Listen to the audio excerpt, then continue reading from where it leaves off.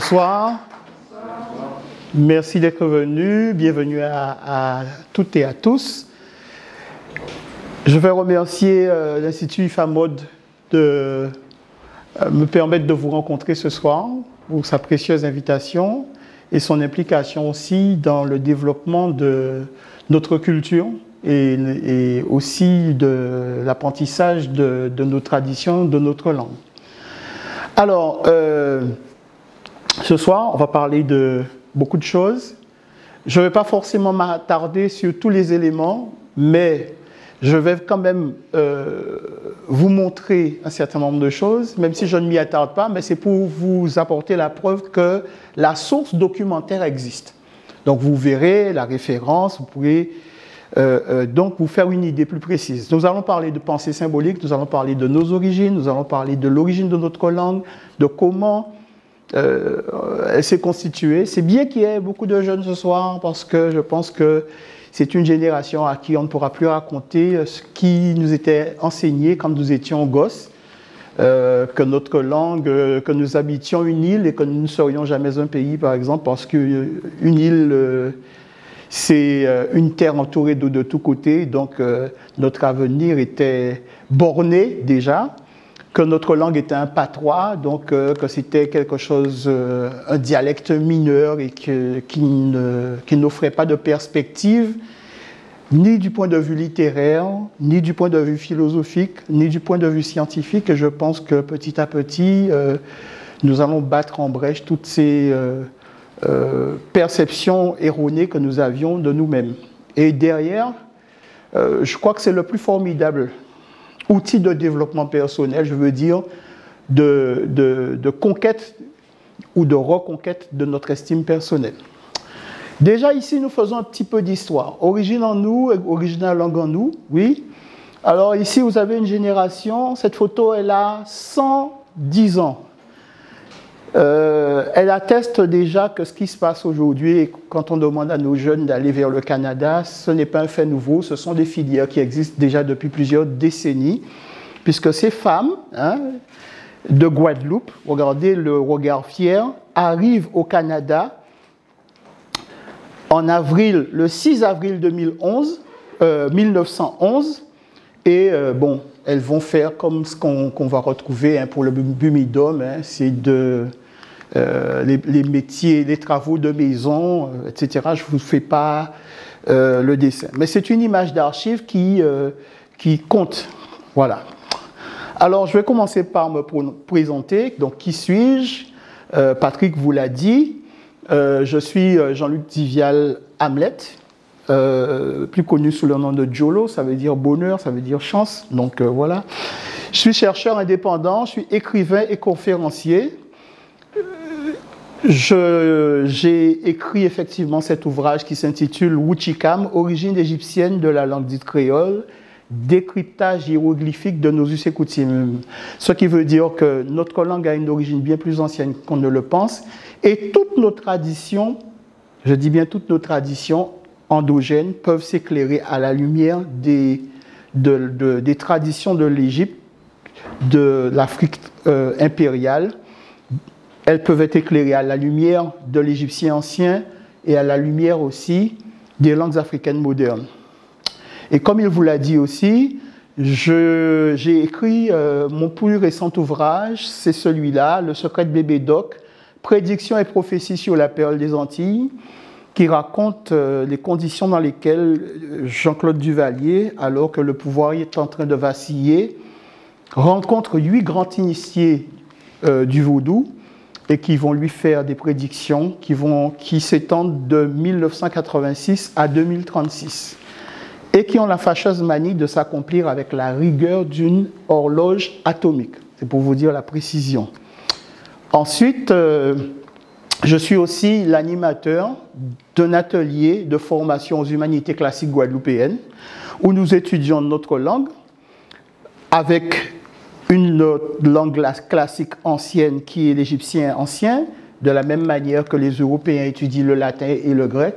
C'est un outil aussi pour nous de formation. Nous étudions notre histoire et à travers la langue, à travers notre histoire, eh bien, remonte aussi la pensée symbolique de nos ancêtres, c'est-à-dire la façon que nous avons de voir le monde.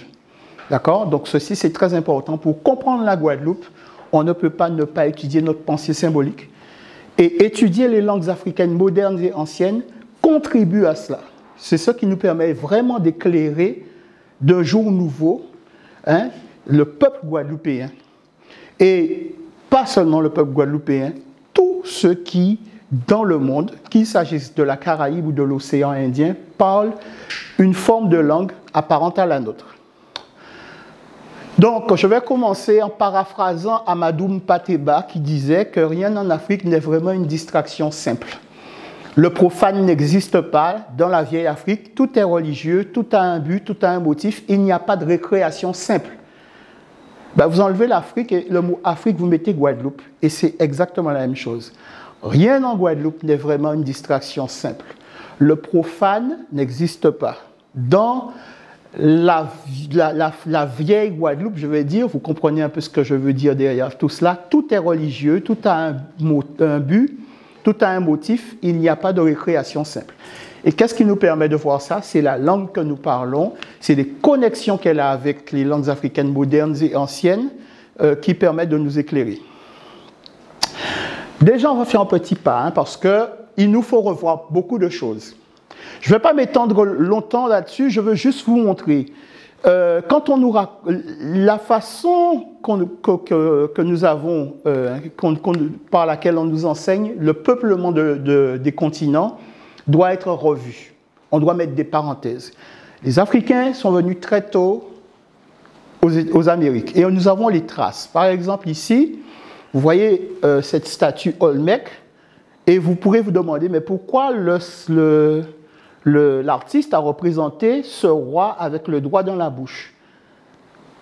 Mais c'est ce que vous avez ici concernant Ramsès II. Vous voyez que c'est des époques assez voisines, d'accord? Donc lui, ici, vous avez le règne de Ramsès II. Ici, c'est la durée de la civilisation Olmec. Et quand votre ancêtre de la vallée du Nil dessine un personnage avec le doigt dans la bouche, ça veut dire qu'il signifie par là qu'il s'agit de la jeunesse ou de l'enfance du roi. Et c'est le même trait caractéristique que vous retrouvez ici. Ici, vous avez cette tablette qui a été retrouvée par les chercheurs d'or dans l'État du Michigan entre 1840 et 1920. Mais vous voyez que c'est le même canon artistique que vous retrouvez et qui existait en Égypte. Alors, qui a fait cette gravure? Voilà. Ensuite, on peut avoir aussi cette comparaison entre trois statuettes. Trois statuettes. Alors, celle-là, elle a été retrouvée dans un champ dans l'Illinois, aux États-Unis, au XXe siècle, début du XXe siècle. Au milieu, c'est une statuette de la 26e dynastie en Égypte. Et la troisième, eh bien, elle a été découverte au 19e siècle à Aoudjilia. Je ne suis pas hispanisant, vous allez m'excuser pour la prononciation. Mais en tout cas, vous voyez que c'est le même canon artistique et cela témoigne de l'Égypte de la fin, puisque la façon de croiser les sceptres disparaît et est modifiée. Le canon artistique est modifié. Ici, c'est encore une stèle découverte en 1985, d'accord, en Virginie de l'Ouest, d'accord. Et ceci, eh bien, vous allez le retrouver, c'est vraiment le même canon que vous avez ici. C'est une figuration d'Isis et en même temps, c'est une figuration de la voûte céleste, d'accord, la mer céleste. Ensuite, vous allez voir que, par exemple, les légendes qu'on nous raconte concernant les Kalinas racontent le même mythe que le mythe de la partition de la divinité primordiale de l'Afrique antique qui est Osiris, à travers l'image du serpent. Donc la légende de Cécé dit qu'elle avait été se baigner dans une rivière et qu'elle a croisé un serpent.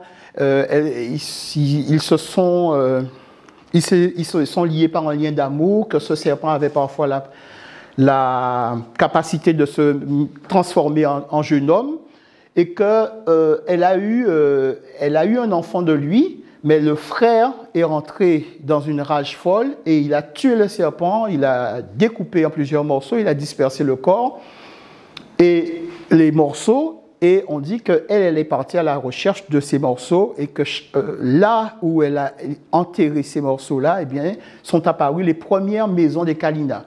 C'est un mythe qui raconte comment apparaît la civilisation, mais il est conforme au mythe d'Isis et Osiris, puisque Osiris est découpé par 7 en 14 morceaux, le corps est dispersé sur la surface de la Terre, et on dit qu'Isis est partie à la recherche de ces morceaux, et qu'à chaque endroit où elle a trouvé un morceau, elle a fondé un temple. Donc elle a fondé une cité.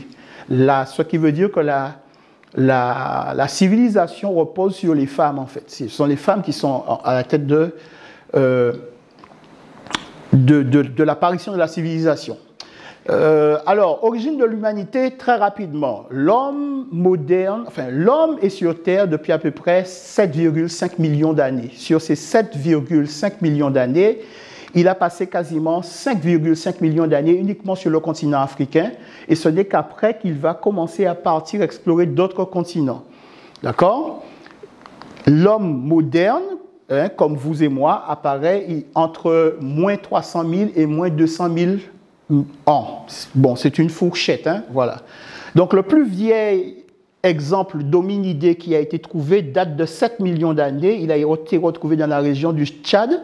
Alors, on vous parle beaucoup d'Yves Coppens, mais ici, c'est Michel Brunet, qui est aussi professeur émérite au Collège de France et qui a dirigé l'équipe qui a trouvé justement ce crâne d'hominidé qui a été appelé Toumaï. Bon, on va passer. Ensuite, on va parler de l'origine des Guadeloupéens.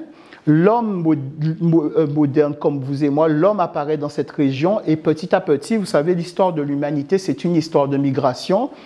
Donc l'homme moderne, vaut moins de 200 000 ans, il est dans cette région du Kenya. Ensuite, ils vont suivre le Nil et entre le Soudan et l'Ouganda, ils vont créer un premier empire qui va s'appeler l'Empire africain universel, bien avant l'Égypte. Cet empire va durer plusieurs dizaines de milliers d'années.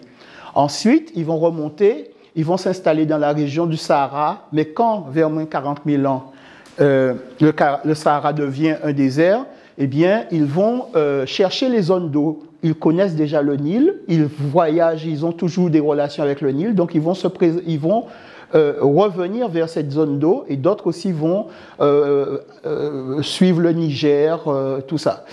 Donc, ici, vers moins 20 000 ans, commencent les embryons de la civilisation égyptienne. La civilisation égyptienne, c'est 15 000 ans de présence effective en Afrique, d'accord, dont 5 000 ans qui peuvent être datés, enfin quand je dis datés, documentés parce qu'à ce moment-là, il y a une écriture. Mais avant, il n'y a pas d'écriture, ou alors elle est très symbolique, on ne peut pas encore parler enfin, ceci n'est pas reconnu officiellement comme une forme d'écriture. Mais bon, il faut mettre des parenthèses à tout cela.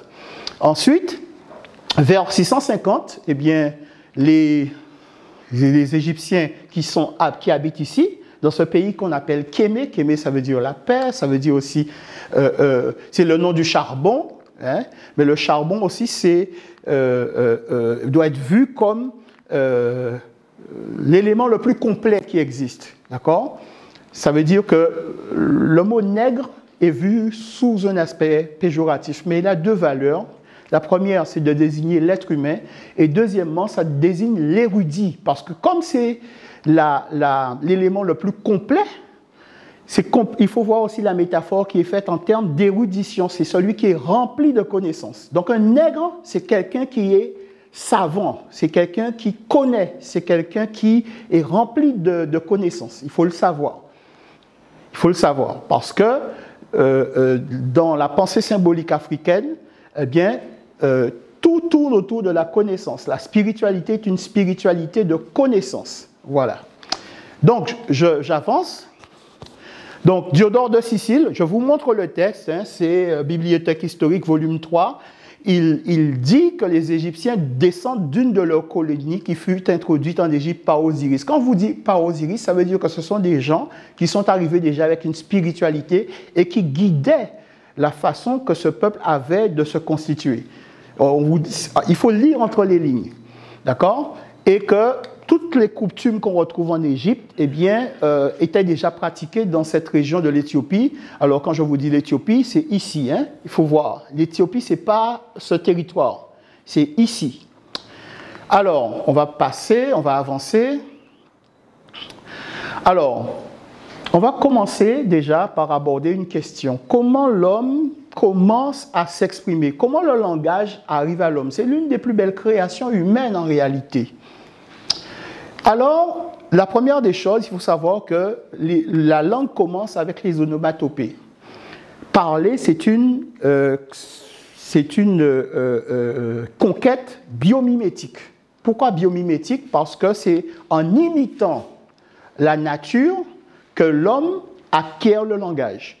Il entend les bruits autour de lui, produits par les animaux, par les végétaux, par les éléments comme le vent, comme l'eau, et les reproduit avec sa bouche. Donc c'est pourquoi on peut dire que les premiers mots qui apparaissent dans une langue, hein, au début de l'humanité, ce sont les onomatopées. Et ce qui va arriver, c'est que ces sons-là, eh bien, l'homme va avoir tendance à leur associer des idées. Et donc, s'il associe des idées, ça veut dire que commence à naître aussi une pensée. Et donc, les sons vont être porteurs d'une pensée, donc d'une philosophie. Donc, voilà les 10 premiers sons qui ont été répertoriés à ce jour par les linguistes. D'accord? Je ne vous demande pas de tous les retenir. Sachez simplement qu'il y en a 10 qu'on appelle les primo-lexèmes. D'accord? Donc, par exemple, le mot K pour désigner le bois sec, le craquement. Donc, vous allez voir tout à l'heure, parce qu'on va s'y intéresser un peu plus que les autres, dans quelle direction cela nous amène. Bon, vous avez aussi le souffle, hein, le hu pour tout ce qui concerne la respiration, le souffle, et ce qui se fait aussi avec le nez, ce qui imite les sons le cri des animaux. Vous avez aussi le cui, mais qui est un son qui se rapporte plus à l'effet de surprise, le fait de frissonner, d'accord? Et le chi qui se rapporte aux activités de la bouche. Voilà pourquoi, par exemple, la langue des Baluba est appelée le Chi-Luba, puisque c'est la langue des Baluba. On dit aussi Kikongo, c'est une évolution du Chi qui désigne la langue des Bakongo, d'accord? Bon, alors si on s'arrête au concept K, phonème K, vous allez voir que ça sert à désigner, parce qu'il y a ce craquement, vous devez voir qu'il y a deux actions. Il y a l'action, l'énergie qui casse, mais il y a aussi l'énergie qui résiste. Donc, il y a deux acceptions qui sont portées par ce son-là. Donc, ce qui est dur, solide, robuste, par exemple, pour désigner un récipient, donc vous avez des déclinaisons de ce cas qui peuvent donner un coup ou un ko. Donc, ce n'est pas étonnant que ceci s'appelle un kui, voyez. Ceci aussi désigne l'écorce, l'enveloppe, mais l'énergie, la puissance, la robustesse. Et ensuite, dans le lexique, on va retrouver ko, ka, et parfois, il y a un doublement, d'accord? Donc, ça donne les mots coco, zécal, d'accord? Coq, cal, d'accord? Cocalambi, voilà, vous voyez que c'est l'écorce. Calalambi, c'est l'écorce. Et même le mot nkalukaera, puisque, en fait, nkalu, c'est le nom de la tortue. Donc, c'est la carapace. Nkalukaera, ça veut dire, si vous voulez, l'île tortue, parce que c'est la terre qui a la forme d'une tortue. Ensuite, vous avez le doublement, d'accord? Parce que tout ce qui fonctionne ensemble, les paires naturelles, vos deux yeux, vos deux oreilles, vos deux bras, bien, pour les désigner, bien, vos ancêtres vont avoir tendance à doubler le son. Donc, cocosier, hein? Coco à l'eau, coco à de l'eau, vous voyez tout ça, c'est des récipients. Bon, coco à sel, récipient, calalambi, coque à gespom, là c'est la fourche, voilà, parce qu'il y a deux, voilà, c'est pourquoi ça s'appelle comme ça. Mais aussi l'énergie vitale, donc le Ka, l'âme, la voix, la vibration, le rythme. Hein, quand on dit le rythme, vous voyez tout de suite à quoi je fais allusion. Hein, le tambour, notre tambour Ka, ne porte pas ce nom par hasard. Bon, on va dire deux mots sur la grammaire, puisque dès cette époque très ancienne, eh bien, les premières règles grammaticales arrivent. La première des choses, c'est la loi des tons, parce que c'est le ton qui fait le sens. D'accord? Regardez ce mot qui s'écrit quasiment pareil, hein, avec trois versions. Si je place l'accent sur la fin, en « han », je dis oui. Mais si j'inverse, et que je place l'accent au début, en, je dis non. Mais si je ne mets pas d'accent, c'est une interrogation. D'accord? Alors, c'est oui, c'est non. Donc, c'est le doute. Le doute, c'est ça, vous voyez? Bon. Ensuite, autre chose qui apparaît, c'est justement le doublement des sons dont je vous avais parlé tout à l'heure. Par exemple, dans les langues africaines, comme le sango, on dira coco pour désigner la main. Nous, on a un colibri qui s'appelle foufou, parce que foufou, c'est le nom du souffle, du vent. Et donc, il a deux ailes qui sont volées en équilibre. Et donc, c'est pourquoi on l'appelle foufou. La chaussure, anciennement, on l'appelait pépa, parce que, en fait, le nom de la chaussure, c'est pas. Et quand vous en avez deux, on dit papa à l'origine. Mais en mettant l'accent sur le premier phonème, finalement, ce A a tendance à devenir un E, et c'est pourquoi on dit pépa, soulier. D'accord? Ce n'est pas la légende qui dit que c'est la chaussure du pauvre. Hein? Donc, par exemple, quand on dit dédé, coucou dédé, dédé, c'est regarder, mais on a deux yeux. Vous voyez? Bon, et ceci va servir pour établir les rapports de réciprocité, d'égalité. Donc voilà pourquoi dans notre langue on dit bita bita, collé collé, tec en tec, sous sous, tac tac, égal piète égal montant, kehek kehek, vous avez deux poumons hein, quand vous toussez, même bitin, même bagaille. C'est cette même loi de doublement de phonèmes qui permet d'établir la réciprocité dans notre langue. Donc vous voyez que dès les principes qui gouvernent notre langue encore aujourd'hui sont nés depuis la préhistoire. Nous ne sommes pas encore en Égypte. Ensuite, il va y avoir la tendance à multiplier, c'est-à-dire tripler le phonème, le son, pour pouvoir désigner ce qui est dans une quantité indénombrable, indéfinissable. D'accord? Donc, c'est ce que les Égyptiens vont prendre comme principe pour signifier le pluriel. C'est-à-dire qu'ils mettent un élément et puis ils mettent trois traits. Alors, l'exemple peut être ici. Voilà le peuple égyptien. Pourquoi je vous dis que c'est le peuple égyptien? Parce que j'ai ici ce symbole qui est le symbole du charbon qui donne le sens. Mais ici, j'ai un homme, une femme, dans une quantité indénombrable. C'est un peuple. Vous voyez? Ce n'est pas plus compliqué que ça. Et en plus, ce ne sont pas des nomades. Vous voyez qu'ils sont assis. Donc, c'est l'indice de la sédentarisation. C'est un peuple. Voilà. Donc, ici, par exemple, en Égypte, on dira sou pour dire le jour. C'est ce qui a donné le mot chaud, hein, parce que ça, c'est le symbole du soleil. D'accord? Mais si je veux dire une quantité indénombrable de jours, eh bien, je dis sou, en paquet de jours. D'accord? Et nous avons aussi gardé ça parce qu'on va dire blé, blé, blé, fo, dou, dou, dou, ça, dou, dou, dou. Hein? Monsieur sou, il loin, loin, loin. Hein? To. Voyez? Ah, mêlé. Bon, je vous parle toute la liste, vous avez compris. Voilà. Et comment apparaît le vocabulaire? Le vocabulaire, eh bien, apparaît par observation de la nature. Dans la pensée symbolique, c'est la façon dont l'homme se projette dans son environnement. Hein? C'est sa vision du monde, sa traduction de son environnement en mots et en phrases qui donne l'apparition des mots. Alors, par exemple, il s'agit de regarder. Regarder quoi? On va regarder la nature. Et quand on va regarder la nature, eh bien, on va dégager des mots et des concepts.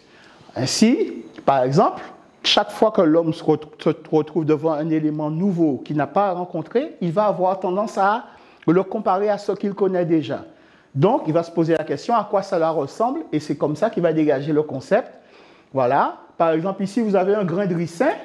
Il va se demander eh bien, à quoi cela ressemble. Eh bien, ça ressemble à quoi? Ça ressemble à la tique. Comment on appelle la tique? La tique, c'est une graine qui bouge, d'accord? Et on voit que, par exemple, à la Réunion aux Seychelles, on appelle cette graine carapate parce que cara, c'est la graine et pata, pata, c'est le mouvement, c'est la marche. Donc, la tique s'appelle carapate, d'accord? Et vous voyez qu'en bambara, on l'appelle caraba. Mais c'est le même mot en réalité. Donc,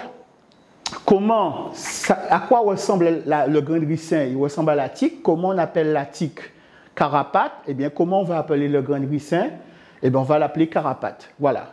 C'est comme ça que se construit le langage. C'est pourquoi, quand on tombe devant un mot de notre langue, il faut toujours chercher la raison fondamentale. Par exemple, ici, vous avez cette feuille. C'est une feuille qui n'a pas bonne presse. Mais, en fait, pour l'exemple, elle va servir. L'homme se demande, mais à quoi ça ressemble? Eh bien, ça ressemble à quoi? Ça ressemble à une main. Donc, comment j'appelle la main dans ma langue? Eh bien, il y a déjà une première chose, c'est que dans la pensée symbolique africaine, la feuille, la main, c'est une feuille. La main est vue comme une feuille. Le plat du pied, le plat de la main, ce sont des feuilles. Mais comment j'appelle la main? Je l'appelle ganja. Donc, comment je vais appeler la feuille? Eh bien, je vais l'appeler aussi ganja. Voilà. Et je vous montre, je vous montre que la comparaison existe dans plusieurs langues du continent. Donc, retenez que dans la pensée symbolique africaine, eh bien, la main, le plat de la main, c'est une feuille. C'est très important. Donc, à quoi ça ressemble? Par exemple, un autre exemple, eh bien, ici, le plat de ces chaussures, ces sandales, eh bien, à quoi ça ressemble? Ça ressemble à des ailes, d'accord? Comment j'appelle une aile? J'appelle une aile pa, en égyptien ancien, il y en a deux, donc je vais appeler les ailes dans les langues africaines modernes, c'est papa, papa, c'est ce qui nous a donné pepa, voyez? C'est cette logique-là. Bon, ensuite, vous avez tous les mots pour dire s'envoler, sapa, sapato, donc vous voyez, c'est le nom de la sandale, hein? Et en Haïti, par exemple, on dira zel sapat. Donc, vous voyez que la relation entre l'aile et la sandale perdure. D'accord? En portugais, on dira sapato. En français, on dira savate. Mais tous ces mots-là sont dérivés des langues africaines. Ensuite, si je garde le nom de l'aile, pas, mais l'aile est comparée aussi à une feuille. Et ça, c'est très important. D'accord? Bon, je passe sur ça. Parce que le mot pour dire s'envoler, c'est un mot aussi pour désigner l'aile, et c'est ce qui va permettre de désigner les démonstratifs. Parce qu'en réalité, vous voyez que le mot pour dire l'aile, c'est le mot pour dire ce, cette, celle. D'accord? C'est un homophone. D'accord? C'est un homophone et c'est aussi un homographe parce que regardez, le scribe dessine ces deux oiseaux pour dire ce, cette, celle. Mais ces deux oiseaux se retrouvent encore dans le mot pour dire s'envoler. D'accord? Ce qui veut dire que s'ils s'écrivent quasiment pareil, ça veut dire qu'ils se prononcent quasiment pareil. Voilà. Et donc, ce sont des homographes. Et donc, quand je prends cette aile, je peux dire à qui ce que je vois. Je vois une aile. D'accord? Donc, quand j'ajoute, par exemple, le pronom personnel, par exemple, ici c'est nous, eh bien, je peux dire le nôtre, la nôtre, les nôtres. D'accord? Pas nous, par exemple, en Haïti, c'est le nôtre. Vous voyez? Et en égyptien ancien, ça existe déjà. Donc, on ne peut pas parler d'une origine française de la langue quand ces éléments existent déjà. Donc, par exemple, en Haïti, on va dire pas nous, le nôtre, la nôtre, pas ça, celui-là, celle-là, PAM, le mien, la mienne, pays, PAM, mon pays, pays, pas nous, notre pays, c'est tout PAM, c'est mon tour. Donc, vous voyez que le travail que nous faisons est intéressant puisqu'il permet de comprendre ce qui s'est passé pour tous les territoires qui parlent cette langue. Donc, ce démonstratif pas de l'égyptien ancien, qui est ici, pas, avec le pronom personnel derrière pour construire le possessif, c'est la même chose qu'on retrouve en Haïti, PAM, par, pali, pas nous, pas où. Mais, il y a aussi un autre qui est ta. Non, alors ici, on va déjà parler du pou, qui est un autre démonstratif. eh bien, il sert à écrire Poumo à l'île Maurice ou en Guyane, Poumoin en Haïti, d'accord? Donc, tous ces démonstratifs de l'égyptien ancien, eh bien, nous les avons encore dans notre langue. Et celui qui va vraiment vous intéresser, c'est le ta, qui désigne aussi la feuille. C'est avec lui qu'on peut dire, donc sur cette même construction, donc le ta plus le pronom personnel, ici ta plus pronom personnel, nous on dit tant, mais c'est la même chose, tant moins, ta mot, voyez, c'est avec ces éléments-là que se construise notre grammaire. Donc c'est l'observation de la nature qui est responsable de la génération de notre vocabulaire, de notre pensée et de la grammaire de notre langue. Et ce sont des phénomènes extrêmement anciens. Voilà.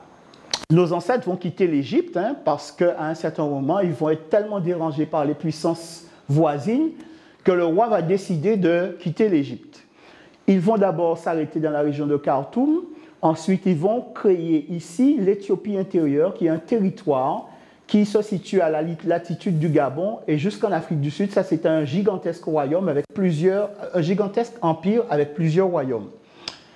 Et ils ont aussi été dans cette région, d'accord, le pays mandé. Il va y avoir aussi des migrations du Congo vers les pays comme le Bénin, le Togo, les Bénin-Congo par exemple. Donc l'histoire de l'humanité, c'est une histoire de migration. Bon, je vous montre monsieur Bilolo Congo qui a fait le travail là-dessus, qui est un professeur d'égyptologie et qui est aussi un professeur de philosophie, l'explique très bien dans sa langue, c'est un Balouba. Alors, vous allez me dire, oui, mais est-ce que les Européens avaient connaissance de cette Éthiopie intérieure? Eh bien oui, parce qu'au début de la cartographie européenne, il signifiait bien ce territoire. Et sur certaines cartes, il disait même que c'était un territoire encore peu connu. Ici, c'est une carte du XVIe siècle, 1570, et vous voyez déjà qu'il situe à peu près, c'est les débuts de la cartographie européenne. Et je vous ferai remarquer qu'il n'y a pas d'océan Atlantique ici, c'est l'océan d'Éthiopie, d'accord?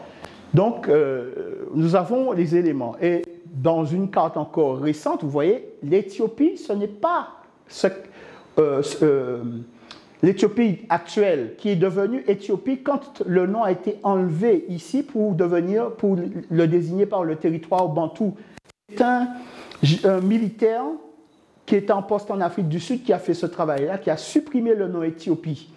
Et donc, l'ancienne Abyssinie a gardé le nom et elle en a fait le nom de son territoire. Mais avant, elle s'appelait l'Abyssinie. D'accord? Bon, autre notion à voir, c'est que le Soudan, c'est tout ça. D'accord? Donc, un Soudanais, ce n'est pas l'habitant uniquement du Soudan. Un Ougandais, c'est un Soudanais, un Tchadien, un Malien, un Sénégalais, un Burkinabé. Toutes les personnes qui habitent là, ce sont des Soudanais. D'accord? Et vous voyez bien que la différence entre le Soudan, l'Éthiopie et l'Abyssinie. Donc, j'en aurais fini pour cela.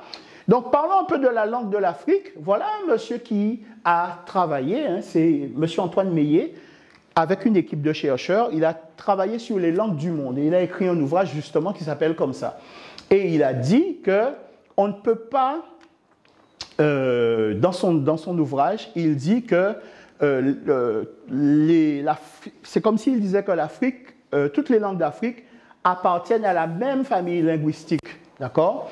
Et donc, il le dit dans cet ouvrage, donc par les points les plus caractéristiques de leur morphologie et de leur syntaxe, par l'ensemble des lois phonétiques qui régissent, par les éléments formatifs de leur vocabulaire, les unes et les autres présentent des affinités telles qu'il paraît difficile de les dissocier.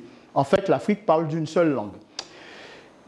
Alors, vous avez aujourd'hui ces classifications, langue bantou, donc territoire bantou, langue soudanaise, et une certaine famille de langues usurpatrices qu'ils appellent l'afro-asiatique parce qu'ils ont besoin à tout prix de ranger, par exemple, l'Égypte dans la catégorie des langues sémitiques. Or, l'Égypte, bien sûr, il y a quelques mots, à peine une centaine de racines qui viennent des langues sémitiques, puisque à partir du moment où deux peuples sont en contact, ils se partagent leur vocabulaire. Mais cette langue, par tous ses aspects, est une langue africaine. Bon. Alors, il faut parler aussi du pays mandé, puisque, vous voyez, ici c'est le Nil, donc ils ont quitté l'Égypte, ils sont arrêtés d'abord à Napata, ensuite à Méoué, d'accord? Et ensuite, donc ici à Méoué, Et ensuite, ils sont allés à Khartoum, ils ont essayé de refonder l'État égyptien dans cette région-là. Mais après, ils ont quitté petit à petit. Alors, certains ont été vers le pays mandé, donc les Dogons, les Bassa, Batimpo, les Mandés, et d'autres ont été vers le pays Congo. Mais tout cela, ce sont nos ancêtres et ils se sont nourris de tout cela. Parce que quand on parle de la vallée du Nil, nous voyons toujours l'Égypte. Mais la vallée du Nil commence à partir de la région des Grands Lacs, au niveau du Burundi et du Rwanda. Donc, qu'est-ce que je voulais vous dire d'autre?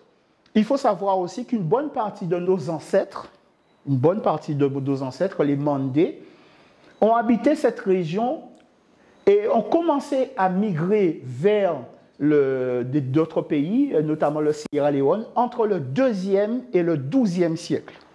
C'est très, très récent. Et ça se voit parce que, justement, il y a des traditions, il y a des rythmes, il y a des éléments qui sont de la pensée symbolique qui en attestent. Alors, voici le pays mandé. Cela concerne plusieurs territoires. Bon, vous voyez comment les peuples se sont installés. Hein. Par exemple, les Mossi, les Songhai, toutes ces personnes dont les ancêtres habitaient autrefois en Égypte et dans la vallée du Nil, qui sont arrivés ici.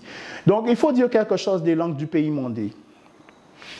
Les langues du pays mandé, eh bien, on les parle au Mali, en Côte d'Ivoire, au Sénégal, en Guinée, Libéria, Sierra Leone, Burkina Faso, Ghana, Gambie, Nigeria, Bénin. Alors, voilà le nom. Voilà le nom de ces langues. Et déjà que les Européens nous disent qu'il y a plus de 5000 langues en Afrique, mais on va vous dire, mais comment vous allez retrouver votre chemin, vous Guadeloupéens, vous Martiniquais, vous Haïtiens, puisque l'Afrique, c'est plusieurs peuples, c'est plusieurs cultures, il y a des Afriques. Bon, c'est toujours cette volonté de noyer le poisson. Et regardez ces noms, hein, Bambara, Dialonke, Soninke, Dioula, je ne veux pas toute la liste, Soninke, Maninka, Vaik, Pelé, mais ce sont des langues différentes, donc ce sont des peuples différents. Et c'est là où ils se sont heurtés, hein, ils sont tombés sur un os, parce que la nature des langues du pays mandé a été établie par cette dame qui a vu que toutes ces langues que vous venez de voir, qui se parlent dans tous les pays que je vous ai montrés, ne sont qu'une seule forme de langue, c'est le copte. Et le copte, c'est le dernier stade connu de l'égyptien ancien. Donc, en fait, les langues qui sont parlées dans ces territoires, hein, je peux revenir un petit peu en arrière, toutes ces langues-là ne sont que d'une seule forme, c'est du copte. Donc, vous comprenez bien que nos ancêtres, qui ont été déportés dans ces territoires, quand ils arrivent en Guadeloupe, ils arrivent avec comme base linguistique le dernier stade connu du copte. Ce que nous parlons aujourd'hui, ce n'est pas du créole, c'est le dernier stade connu du copte, mais qui a dû, par contact avec les Européens, intégrer toute une série de mots français. Mais ça ne s'est pas fait par la volonté des Européens, c'est la pensée symbolique de nos ancêtres qui nous a commandé d'aller questionner, d'aller chercher dans le lexique français des mots qui sont conformes à leur pensée symbolique. Bon, alors je vais avancer. Donc nous avons dit quelque chose. Donc là, donc le texte existe. Donc le copte, c'est le dernier stade connu de l'égyptien ancien, ça je vous l'ai dit. Ensuite, hein, les langues du pays mandé, donc c'est une forme d'égyptien moderne et nous parlons la version la plus évoluée. Donc, répondre à la question concernant l'origine de notre langue, c'est une question mathématique. C'est répondre à l'équation si A égale B et si B égale C, alors A égale C. Si A, l'égyptien ancien, est devenu le copte B, si ce copte B était parlé dans le pays mandé, d'accord, toutes les langues que vous avez vues. Et si nos ancêtres sont venus de ces territoires, donc la langue C que nous parlons est égale à B. Donc, notre langue C, eh bien, c'est le dernier stade connu de l'égyptien ancien. Donc, c'est une équation mathématique. Voilà. On va parler aussi de la déportation de nos ancêtres, parce qu'ils ont été capturés et amenés à Kalou Kaïra, d'accord, qui est devenu Kalou Kaïra, voilà. Et Donc, le copte moderne, le plus moderne, c'est la langue des primo-africains de Guadeloupe. Ça, on peut le dire, on peut le démontrer. Et donc, le 1643, c'est le grand choc parce que nos ancêtres vont être raflés, arrachés à leur terre et emmenés par une bande de fous et de sauvages sur un territoire qui leur était inconnu. Bon, on met des parenthèses puisqu'il y a plusieurs expéditions. Les Égyptiens connaissaient très bien la Caraïbe. Les Égyptiens venaient faire le commerce de l'oxyde de cuivre dans un territoire de la Louisiane qui s'appelle aujourd'hui Poverty Point. Ils venaient chercher l'oxyde de cuivre jusque dans ce territoire. Ils ont été en Australie. On a les traces. Ils ont laissé aussi énormément de traces parce que le vocabulaire égyptien, on le retrouve aussi en Papouasie, Nouvelle-Guinée, on le retrouve dans les langues de l'Australie, hein, des aborigènes, ce qu'on appelle aborigènes. Bon, voilà. Donc, qu'est-ce qui nous reste de tout cela dans notre langue d'aujourd'hui? Déjà les onomatopées. Et ce que nous ne savions pas, c'est que les onomatopées, ce sont les verbes préhistoriques, ce sont les verbes les plus anciens que nous ayons dans notre langue. Alors aujourd'hui, on n'y prête pas attention. Mais quand on dit kekeke, c'est rire, c'est se moquer. Wani wana, manger. Fouloulou, souffler. Kehek, tousser. Bip, bep, vep, tomber. Djouk, pénétrer. Tchouboum, plonger. Alors aujourd'hui, on dit mais c'est plonger, tchouboum. Mais on ne s'aperçoit pas en fait que quand on dit tchouboum, on a déjà dit plonger. C'est même pas la peine de rajouter plonger. Mais c'est une forme de langue et vous allez voir pourquoi ça intervient dans notre langue. Bon, il y a des termes, après la préhistoire, il y a des termes africains de l'Antiquité dans le parler d'aujourd'hui. Par exemple, en égyptien ancien, eh bien, le mako, c'est le protecteur, le voyeur. En fait, si vous voyez, il y a les deux sens. Bon, oui, non, bon, ça c'est la préhistoire, mais on le retrouve en égyptien ancien. Le mi pour dire prends, hein, et le mi pour dire regarde, l'autre la katouné par là. Eh bien, ça, c'est de l'égyptien ancien. Dire, par exemple, dans la vieille langue de chez nous, pour désigner pour signifier que quelqu'un est décédé, dire qu'il y a Kaba, eh bien, c'est de l'égyptien ancien. Akaba, c'est le mort, c'est le décédé. D'accord? Ish, par exemple, savoir d'où vient le mot, il faut chercher dans l'égyptien ancien et parfois aussi il faut chercher dans le copte. Voilà. Parce que si vous voulez savoir qu'est-ce qu'un nègre marron, il ne faut pas aller chercher dans l'espagnol ou le portugais. Parce que marron, c'est le fugitif déjà dans la langue copte. Donc on n'a pas besoin de passer par les langues européennes pour ça. Voyez aussi le mot kui. Dans les langues, en égyptien ancien, le mot existe déjà et désigne déjà la calebasse. Voyez? Donc, il faut mettre des parenthèses. Ensuite, dans les langues africaines modernes, vous avez le chiluba dibois pour dire la pierre, le caillou. Donc, c'est pourquoi on dit le poids d'ibois. Pourquoi on le mange le 25 décembre? Parce que ce mot peut être décomposé en deux. Di, c'est le don, c'est donner, c'est offrir. Et bois, c'est enfanter, c'est accoucher. Donc, si on mange les pois d'ibois le 25 décembre, c'est pour célébrer la nativité. Et vous avez, par exemple, avec la même racine, le mot doboui qui désigne la pierre, le caillou. Hein? C'est ce qui nous a donné le mot domboué, d'accord? Et en bambara, par exemple, le boucan, boukam, c'est l'âtre, c'est la fumée. Hein? Je vous le disais tout à l'heure, en copte, marron, aller, va, se déplacer, comme quand on disait aux gamins, marron, arrêtez là. Voilà. Et aussi, on a un copte saïdique, le copte qui était parlé dans la région de Thèbes, Méré, pour dire Méré l'école. Donc, Méoué, c'est la fuite du temps. C'est pourquoi Gilles Floro chante en nous, profiter à dé, avant en la Méoué sinou. C'est du copte. En égyptien ancien, par exemple, Tchou, c'est le postérieur, c'est le derrière.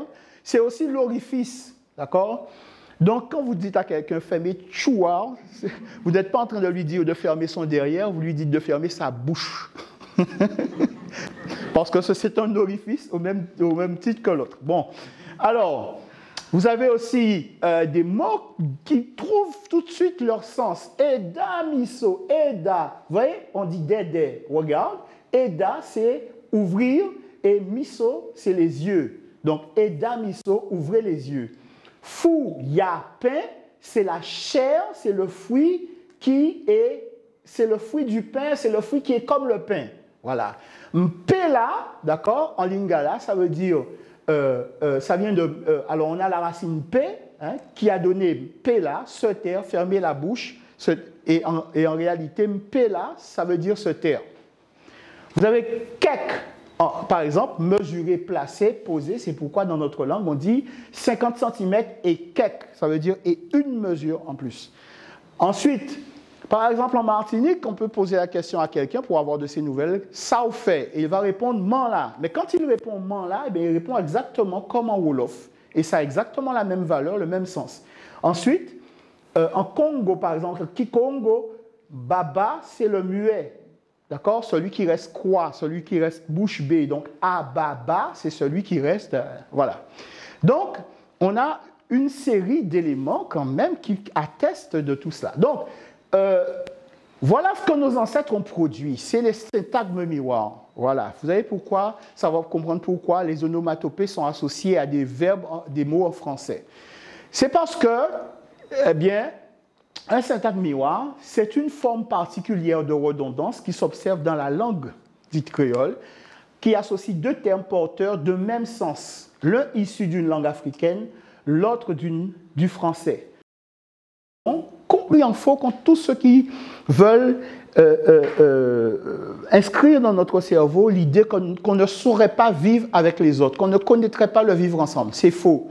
Dès le départ, l'existence des syntagmes miroirs démontre que nous savons vivre avec les autres parce que cela démontre que nous avons su faire une part à l'étranger, même si c'était un tortionnaire, même si c'était un sanguinaire, eh bien nous avons su lui faire une place. C'est pourquoi on dit tomber blip, tout c'est kehek, à tout femme, hein, à tout c'est le nom de la femme, femme potomitan, hein, les mots pour désigner la femme, le cœur, le milieu, le centre, le pain, eh bien ce sont des homophones, ils se prononcent pareil. Donc quand on dit potomitan, on désigne la femme d'office.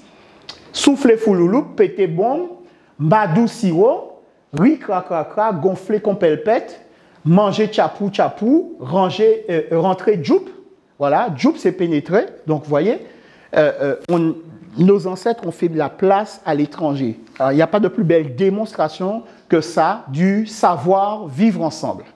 Bon, on peut faire un coup d'œil sur notre langue parce que il y a quelque chose quand même que nous devons savoir, c'est que ce qui anime notre langue, c'est ce qu'on appelle la pensée symbolique. Qu'est-ce que la pensée symbolique? Eh bien, ce sont des traits de caractère qui sont aussi indélébiles que l'ADN et qui guident la façon dont nos ancêtres ont construit leur langue et que nous avons aussi de construire nos expressions. Et ceci, c'est indélébile. Alors, je vais vous épargner le texte, mais c'est la logique interne de la façon dont nous lions les idées aux mots. C'est-à-dire que quand on entend un son dans la nature, nos ancêtres ont entendu un son dans la nature, ils ont associé une idée. Mais cette idée qu'ils ont associée à ce son-là, eh bien, nous l'utilisons encore plusieurs dizaines de milliers d'années après, nous l'utilisons pareil. Et vous comprenez bien que c'est ce qui démontre aussi que notre langue n'est pas une langue d'origine française. Parce que si vous grandissez dans ce territoire-là, avec 4 saisons, avec cet environnement, hein, avec la neige et tout ça, vous n'avez pas la même vision du monde que quelqu'un qui vit dans un autre espace. Alors, par exemple, calendrier à 4 saisons, rareté des ressources alimentaires pendant l'hiver, donc on sait ce que c'est que la faim, d'accord? Société patriarcale matérialiste, femme rebut de la société, individualisme. Le souverain est un monarque de droit divin qui fait sa loi, qui dicte sa loi à tout le monde.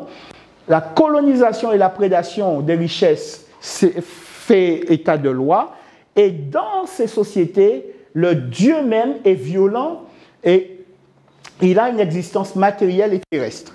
Mais quand vous naissez dans cet espace-là, avec la savane, avec la possibilité de planter toute l'année, les femmes qui organisent la société, eh bien, et qui sont des dépositaires des droits patrimoniaux, ce sont les femmes qui ont la terre, les hommes n'ont pas la terre, en fait. Et c'est pourquoi il y a et c'est ce que les Européens ne comprennent pas. Oui, il y a du machisme en Afrique. Non, il n'y a pas de machisme.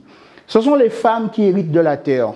Donc, quand quand vous voulez arbitrer un conflit, vous ne pouvez pas prendre quelqu'un qui sera jugé parti. Voilà pourquoi on prend le plus grand frère de la famille, qui n'a droit à rien, il ne peut hériter de rien, donc il a une certaine neutralité, et donc c'est lui qui va arbitrer toutes les questions relatives à l'arbitrage du foncier, à la gestion des travaux, et aussi aux rites qui sont faits pour honorer les ancêtres. Voilà. Et dans cette société, on s'organise pour que tous les jours, chacun ait de quoi manger. Donc, l'idée de souffrir de la faim ne peut pas émerger de cette société. Donc, calendrier à 2 saisons. Comme nous, abondance des ressources alimentaires, société matriarcale, terre de l'abstraction, donc de la pensée symbolique, de la réflexion philosophique. Et c'est pour ça que la spiritualité apparaît dans ces territoires. La femme est sacrée, elle est détentrice des droits patrimoniaux. C'est une société de solidarité et de partage. Le chef est assisté dans son conseil, donc il ne décide pas seul. Dieu immatériel, bon, inconnaissable, indéfinissable. Ce n'est pas du tout la même façon. Et notre langue vient de ça. Notre langue vient de cette pensée symbolique. Bon, la pensée d'un peuple ne disparaît jamais, c'est ce que dit ce monsieur parce qu'il compare les gens qui habitent au Danemark avec ceux qui habitent la Normandie, hein, parce que les gens venus du Danemark se sont installés en Normandie, et il dit que malgré 900 ans d'espace, eh bien, les gens ont toujours les mêmes habitudes. Et nous avons des habitudes qui ne vont jamais disparaître. Déjà, pour saluer, les Dogons au Mali vont dire « Comment va ton corps ?» Bon, je ne vous le dis pas dans la langue Dogon, mais la traduction, c'est ça. « Comment va ton corps ?» Chez nous, on va dire « Kijan Akola ». Donc, le corps, la santé du corps, l'allure du corps est un indice qui renseigne sur la santé de quelqu'un. Mais si vous allez au Sierra Leone, chez les Mandés, eh bien, ne dites pas « Hello, how are you, hi » pour saluer les gens. Vous allez passer pour quelqu'un de désuet.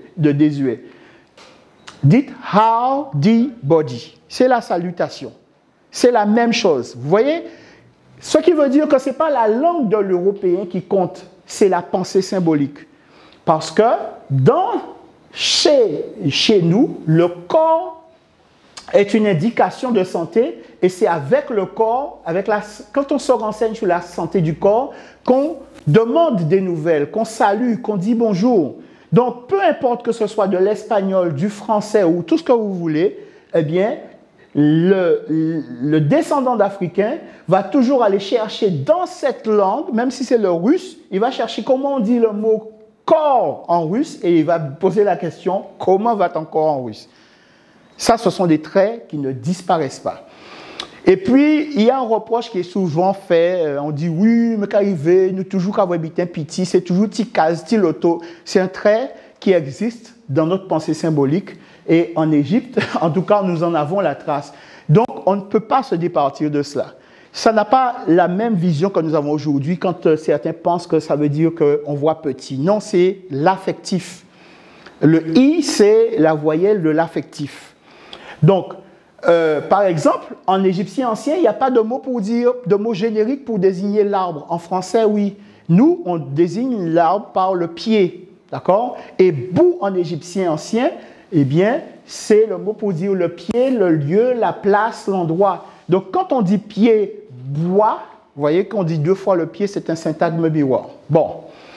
Ensuite, vous allez voir que certains ont tendance à confondre le mot plume avec le mot poil. Mais vous voyez que déjà, l'écriture de l'égyptien ancien vous explique pourquoi. C'est parce que dès les origines, eh bien, c'est le même registre. Le registre que du poil, les cheveux, c'est le registre de la plume.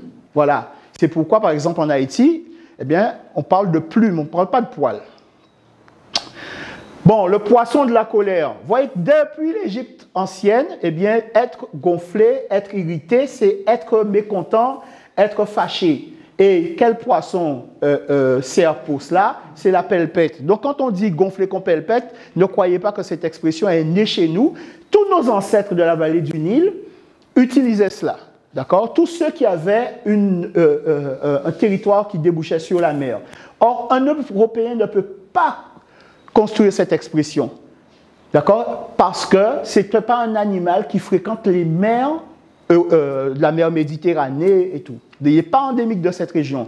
Par contre, par contact avec les Africains il y a très longtemps, depuis la préhistoire, ils ont gardé l'expression « tu me gonfles », mais ils ne peuvent plus faire la relation avec ce poisson. Parce qu'il y a peut-être, allez, une vingtaine d'années que les Européens s'intéressent à ce qu'ils appellent maintenant les puffies, les puffy fish ou bien les poissons globes. D'ailleurs, ils les appellent poissons globes, mais pour nous, c'est pelle-pète. Et pelle-pète, c'est pelle, hein, souffler, et pète, gonfler. C'est ça, pelle-pète, c'est souffler, gonfler. Bon, la grammaire de notre langue dérive de l'égyptien ancien, parce que si vous cherchez l'origine des pronoms démonstratifs, interrogatifs, indépendants, etc., l'origine de l'article indéfini yon ou bien moun, l'usage du pronom suffixe en égyptien, d'accord, l'usage des démonstratifs neutres singuliers, notre fameuse habitude de dire tala, sala, bitin tala, bitin sala, bitin lassa, bitin sila, bitin la. Ça, c'est un démonstratif neutre singulier et vos ancêtres, depuis très très longtemps, parlent comme ça. Donc, quand on parle français, eh bien, on fait la même chose, d'accord? Et ça choque parfois certaines personnes qui voudraient qu'on parle un français extrêmement soutenu quand on dit « cet écran-là, ça ». Mais c'est naturel. Ce qui n'est pas naturel, c'est justement de ne pas le dire. Parce que nous sommes animés d'une pensée symbolique qui est extrêmement ancienne, où on utilise les démonstratifs neutres singuliers. Les formes nisbé aussi, en bail, en lei, douvan, ideyei, ça vient de l'Égypte. On a les traces, donc on peut certifier ce qu'on dit. L'usage du genre égyptien, on le fait aussi, l'usage des formes verbales égyptiennes, l'usage de la voix passive égyptienne, l'usage de la négation égyptienne, l'usage des formes en sejem tisi, d'accord? Alors quand je vous dis sejem tisi, sejem c'est un verbe qui veut dire écouter, mais ce que vous devez comprendre là-dedans, c'est quand, par exemple, les Martiniquais ils disent en TCME, en TCME, en CLME, vous voyez, c'est toutes ces formes qu'on retrouve dans la langue, hein, en TIC, en TIVLE. Ça, ce sont des formes de conjugaison en CGMF. Cheikh Anta Diop en parle dans le dernier ouvrage qu'il a écrit avant de nous quitter. Bon, la langue dite créole est une langue unique au développement multiple, comme jadis en Égypte, d'accord? Hein, et c'est pourquoi moi, je désigne cette langue par le nom Wuchikam, parce que ça veut dire très clairement ce que c'est. Ce que nous parlons ici, ce n'est pas le créole. Je vous ai dit que c'est le dernier stade connu du copte. Mais la langue de l'Égypte, c'est Chikam. Et ce qu'on fait ici, c'est qu'on reparle la langue de nos ancêtres. Donc, nous avons Chikam, tout simplement. Bon, alors je vais passer.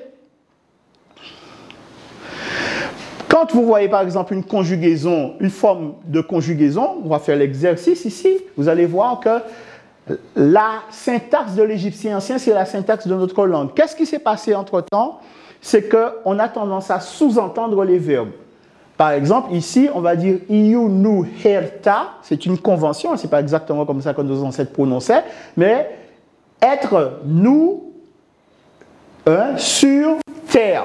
Donc, « être nous sur terre ». Mais si vous traduisez Yé, nous, assis, la terre. Si vous faites abstraction du verbe, vous voyez que la phrase est intelligible. Nous, assis, la terre. Voilà. Et on peut même dire, avec une forme nisbé, eh bien, iyu, nous, her, i, d'accord, le double i ici, yé, nous, assis, donc, abstraction du verbe, nous, assis. C'est la même construction. Bon. Il y a quelque chose qui apparaît dans notre langue et qui est difficile à déchiffrer, c'est la présence du K. Le K qui est la sonorité même de l'action, qui, quand elle rencontre, c'est une énergie neutre et orientable, et quand elle rencontre une intention, elle produit une action. Alors, K plus une intention coûtée, donc ça devient K coûté. Voilà. Et ceci vient de l'égyptien ancien, mais l'Égypte a trois périodes, une époque, l'ancien empire, le moyen empire. Donc l'ancien empire, c'est jusqu'à peu près à 2700 avant l'ère chrétienne, et le moyen empire commence à cette période-là, et jusqu'à peu près 1800, 1700, et ensuite c'est le nouvel empire. Mais à la fin, au début du Moyen Empire, c'est-à-dire à la fin de l'Ancien Empire, eh bien, cette forme en K a muté et elle a disparu. Mais, allez savoir pourquoi, eh bien, chez nous, elle a survécu alors qu'on ne la retrouve pas forcément dans les langues africaines modernes. Et aussi, bon, je passe rapidement là-dessus, mais c'est pour vous dire que quand vous avez une phrase en égyptien ancien, si vous voulez comprendre son sens, eh bien, c'est comme si vous mettez un miroir, eh bien, vous retrouvez la syntaxe de notre langue. Parce que regardez, le sujet qui est à la fin, il se retrouve au début, le complément ici et le verbe ici. D'accord? Donc, coûter, K-I, I-K, coûter. Bon. C'est un détail pour l'instant, je ne veux pas trop vous embêter avec. Bon, ici, c'était juste pour vous montrer que toutes les formes que nous retrouvons dans d'autres langues, eh bien, on peut en retrouver l'origine dans la conjugaison même de l'égyptien ancien. Je ne m'étale pas là-dessus. Et ensuite, on peut se poser la question, mais qu'est-ce qui reste de cette Égypte dans notre culture? Eh bien, on va parler du Gouka et de la psychostasie. Parce que voyez-vous, quand vous allez dans un lit rose, c'est ce que vous reproduisez. D'accord? Regardez. Voilà un texte de M. Labut Tolra, d'accord, qui date de 1985.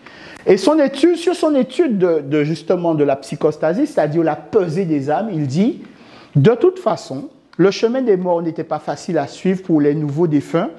Il comprenait des passages périlleux et des embûches. D'après Pierre Mébé, il s'agissait de traverser les dames, le fleuve des enfers, en dansant sur une corde ou une passerelle. Un faux pas pouvait faire glisser et tomber le voyageur indésirable. » Ben, c'est ce que vous avez quand vous dansez le lit rose. Vous dansez toujours face au tambouka et puis parfois aussi au cas bigidi. Mais c'est pour en fait reproduire le fait que le chemin, parce qu'on avance vers la pesée des âmes, et ce chemin-là, c'est un chemin qui est semé d'embûches. Et donc, parfois, le danseur, il doit montrer qu'il est stable et qu'il avance. Quand il montre qu'il est stable et qu'il avance comme ça veut dire que, eh bien, son cœur est léger, ça veut dire que son cœur est aussi léger que la plume de la main qui symbolise la vérité, la justice, la perfection. Voyez? Donc, c'est ça qui est représenté. Et ici, vous avez le boula et le maquet. Bon, le maquet est facile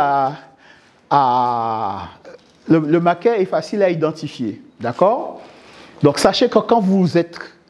On ne fait pas n'importe quoi dans un lit rose. Parce que les tambours, ce sont en fait à l'image des énergies de l'univers symbolisées par ces divinités. Ici, c'est le maquet et ici, c'est le boula. Qu'est-ce que fait le boula dans le rythme, hein, dans le lit rose, quand on joue? Qu'est-ce qu'il fait? Il tient le rythme et il maintient un équilibre. Il maintient une régularité. Et ici, vous voyez bien que ce personnage, c'est lui qui est ici. Et qu'est-ce qu'il fait? Eh bien, c'est lui qui s'occupe de maintenir cette balance en équilibre. D'accord? Et ici, lui, il note le résultat de la pesée. Donc, en fait, il note le résultat de la pesée. Et en fait, c'est le maquet. Parce que qu'est-ce que fait le maquet? Le danseur se présente et tous ses pas, il les reproduit, il les inscrit. Voyez? Donc, on va voir, parce que vous allez peut-être me dire, ah, monsieur, il délire. Eh bien, on va voir, hein, parce que ici, on vous dit que quand le corps d'Osiris a été récupéré, hein, avec les 14 morceaux, il a été mis dans une nébride. Qu'est-ce que cette nébride est? C'est la peau d'un animal, la peau d'un cabri. D'accord? La peau d'un cabri, et il est placé entre deux nébrides. Ce n'est pas par hasard que j'ai fait ça, c'est parce que Osiris est représenté entre ces deux nébrides-là. D'accord? Et la voici ici. On va chercher à savoir justement comment cette nébride s'appelle. Bon, je passe sur cette image. Déjà, vous allez voir que le mot pour dire le chacal, hein, c'est aussi un homophone du mot pour dire la peau. D'accord? Takula, le chacal, le loup, hein, et ici, kakala, la peau. d'accord? Mais ici, regardez, boulou, le chacal, bolé, la peau, d'accord? On est déjà tout près du mot pour nommer justement le boula. Hein? Et boula aussi, c'est un mot pour dire purifier. Hein? Alors, vous allez voir que c'est calé, c'est jumelé, donc il y a les deux plateaux de la balance. Sec, c'est les jumeaux. Sec, c'est filtré, c'est passé. D'accord? Donc, c'est trouver l'équilibre. Bon, je passe, je ne vais pas rester trop longtemps là-dessus. D'accord? Donc, le chacal, chacalou, c'est peser. C'est ce qu'il fait ici, c'est pourquoi on vous le met ici. Et c'est celui qui pèse. D'accord? Et c'est pourquoi, par exemple, l'étalon monétaire chez les Hébreux, c'est le shekel. D'accord? C'est un mot qui dérive du nom de cet animal qui veut dire peser, égaliser, d'accord? Être égal, chacalou, être égal, être pesé. Vous voyez? C'est ça. Et donc, on va parler du marqueur. Eh bien, si on cherche le mot de l'ibis, le nom de l'ibis, on va voir que, par exemple, c'est hibi en copte, hip en copte, hep en copte pour désigner l'ibis. Mais hip, c'est le mot, ou hep, c'est le mot pour dire compter, calculer, estimer. Et c'est ce qu'il fait ici, parce qu'il note le résultat de la pesée. D'accord? Et vous avez kina, juger, évaluer, nikan, qui est une métaposition de ce mot-là, juger, évaluer, gina, juger, évaluer, mais kina, danser, xina, danser, ina, danser. Vous avez la racine ici du mot begin. La racine du mot begin, danser. Et il y a un morceau du carnaval qui est venu de Saint-Domingue que Feu Paul-Émile avait ramené, c'était Akinamas, Akinamas, c'est ça. Et vous avez Kina, vous avez aussi Kodina. C'est pourquoi Jacques Bacmore, Feu Jacques Bacmore chantait aussi Kodina Tumbele. Dansons le Tumbele, d'accord? Mais Kina, c'est le nom aussi d'une divinité qui est associée à la musique. Voilà. Et cette divinité, la voici ici. En fait, c'est Isis. Mais la rythmique est dans la main des femmes. Il faut bien vous représenter ce que c'est. Ce sont les femmes qui pilent le grain dans les pilons. Donc, si elle est seule, ça peut donner un rythme à 2 temps. Si elles sont 3, ça peut donner un rythme à 3 temps. Et si elles sont plus, ça peut donner un rythme à 4 temps ou des mesures beaucoup plus complexes. D'accord ? La musique, ça repose sur les femmes, parce que les femmes sont maîtres du temps. Isis symbolise l'année, elle symbolise le mois, elle symbolise le jour. Pourquoi? Parce que les femmes, pourquoi on dit que les femmes sont sacrées? Parce que les rythmes qu'il y a dans l'univers, eh bien la femme, elle le vit dans sa chair. Aujourd'hui, c'est la pleine lune, mais nous savons tous que la femme vit dans sa chair ce cycle-là. Voilà. Et donc, c'est pourquoi elle est aussi responsable de la musique. Donc, ce kina, hein, c'est ce qui a donné, hein, plus tard, vous allez voir, kina dansé, gikina dansé. Ici, ibina dansé. Donc, vous avez la racine du mot begin, d'accord? Bon, je passe. Et voilà un témoignage de monsieur Marcel Mavounzi, le frère de Robert Mavounzi, le fils de madame Mavounzi, qui a écrit 50 ans de musique et de culture en Guadeloupe de 1928 à 1978. Et dans cet ouvrage, en page 29, il nous dit « Le répertoire de l'orchestre était composé de musique française comme les grandes valses, tango, marches, polka, quadrilles et lanciers. Rares étaient les biguines interprétés, sauf vers 4 heures du matin, où les musiciens jouaient des airs comme « Joula Kaouvé la Guémoin ».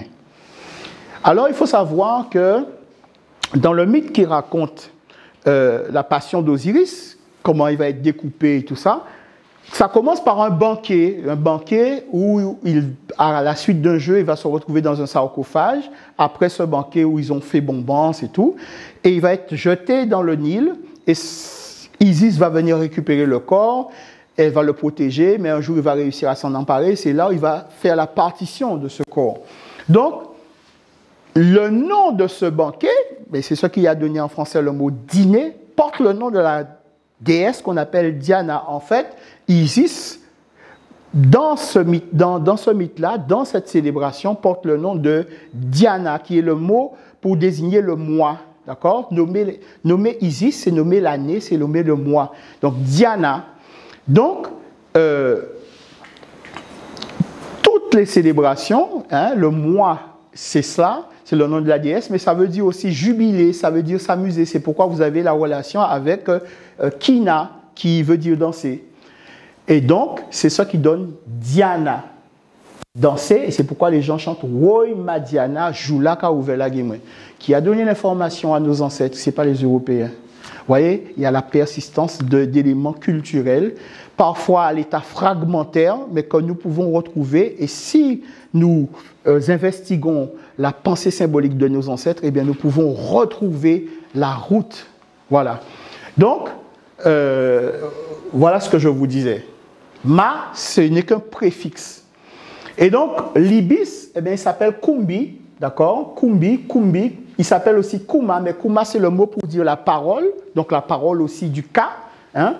Mais Kuma, la parole, chez nous, c'est ce qui a donné le mot Kamo, le mot parole chez nous. Bon, et donc, vous voyez que le nom de l'ibis, c'est ce qui donne aussi le mot pour désigner le tambour, le fait d'écrire, voilà, donc c'est pourquoi. Il est un tambour, mais un tambour qui écrit, qui marque, qui note. Bon, je ne m'étends pas là-dessus. Bon, je vais passer là-dessus parce que carrément, ici, donc, vous voyez que, attendez quand même, je vais en parler, parce que K, c'est mesurer, examiner, mais c'est aussi pleurer, gémir, porter le deuil, en fait, ce que Isis va faire puisqu'elle a perdu son époux. Et vous allez voir que le mot K, c'est compter, c'est écrire, c'est la parole, c'est le tambour, c'est la musique, c'est battre des mains. Donc, vous voyez que Ka, c'est beaucoup de choses. Et c'est le nom aussi de la déesse. Et en Swahili, on va dire Maki, marqué. Et chez nous, on va dire Maké, écrit au marqué. Mais aussi, c'est le nom Maké du tambour Ka soliste. D'accord? Et c'est l'action et la fonction de celui, justement, qui s'assied derrière ce tambour marqué. Donc, il reste quelque chose. Et vous allez voir que les mots de l'aigle, par exemple, c'est boula, frapper, bola, frapper, boula, frapper, casser, boula, jouer d'un instrument, mbeli, c'est la plume, belé, c'est la plume, voilà pourquoi la musique en Martinique s'appelle belé, et c'est aussi une danse funéraire, hein? Belé, c'est aussi une danse funéraire, c'est pourquoi en Martinique, on va parler de belia, d'accord? Voilà. Donc, voilà ce qu'on peut dire, et si vous voulez aller plus loin, bon, eh bien, il nous faut étudier.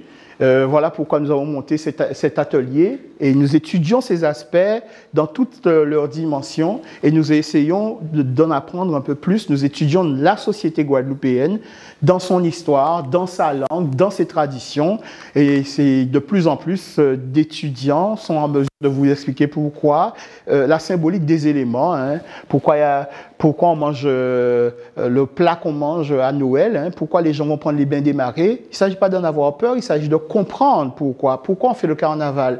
Qu'est-ce que le carnaval? Qui est un rite de purification. Voyez? Et donc tout ceci, nous l'étudions ici. Et donc finalement, nous apprenons à comprendre comment nos ancêtres pensaient le monde, quelle était leur philosophie, et nous apercevons que nous avons beaucoup hérité de tout cela. Et donc, je vous dis bien merci. Et si vous avez des questions, je suis prêt à y répondre.